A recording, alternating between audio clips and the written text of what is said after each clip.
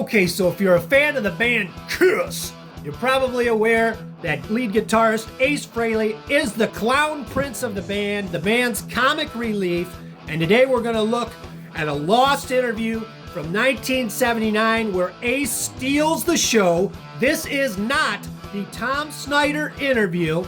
If you're a Kiss fan, you're probably familiar with that one, where Ace took over that show and totally blew that thing up, became the star of that show. This is a different interview from right around that same time, and I think you're going to enjoy it.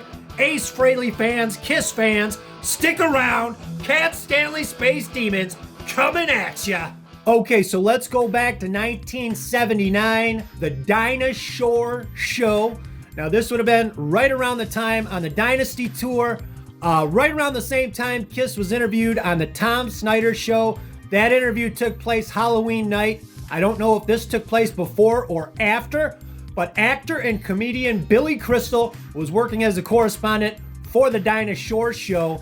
Billy Crystal, he was starring on the sitcom Soap at the time on ABC, and he did an 11-minute interview with Kiss. It was a produced segment for the show, and the interview started out your run-of-the-mill rock and roll Q&A. Of course, Gene Simmons and Paul Stanley dominated the conversation. Not much of note from them, just the usual BS, canned answers, not so successful attempts at humor.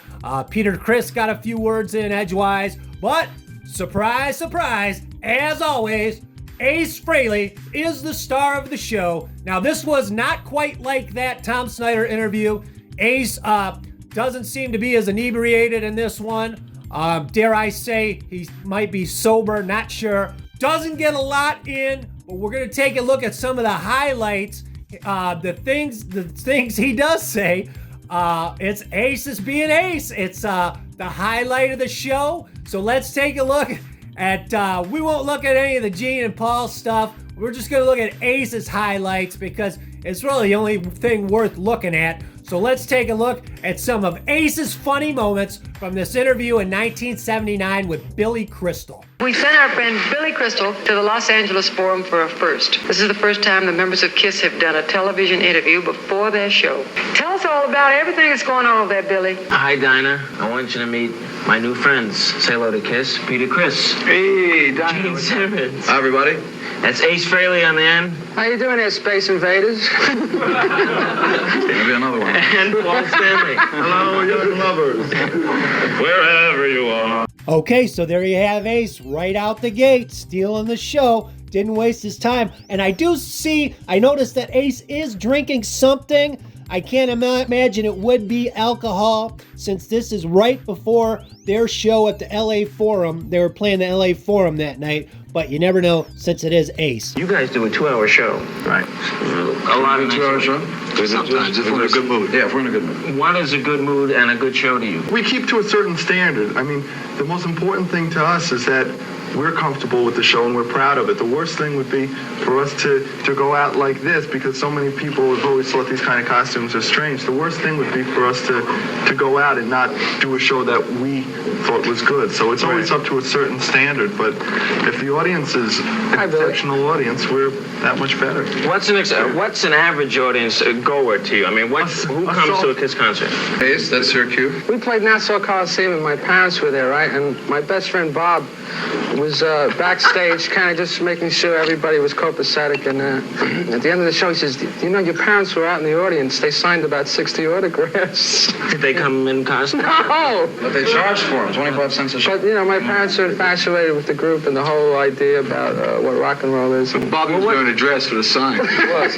What is... Okay, so that was interesting. I don't know if you noticed the part where Gene says, Ace, that's your cue. It's almost like that little joke, that little story Ace had about his parents signing autographs.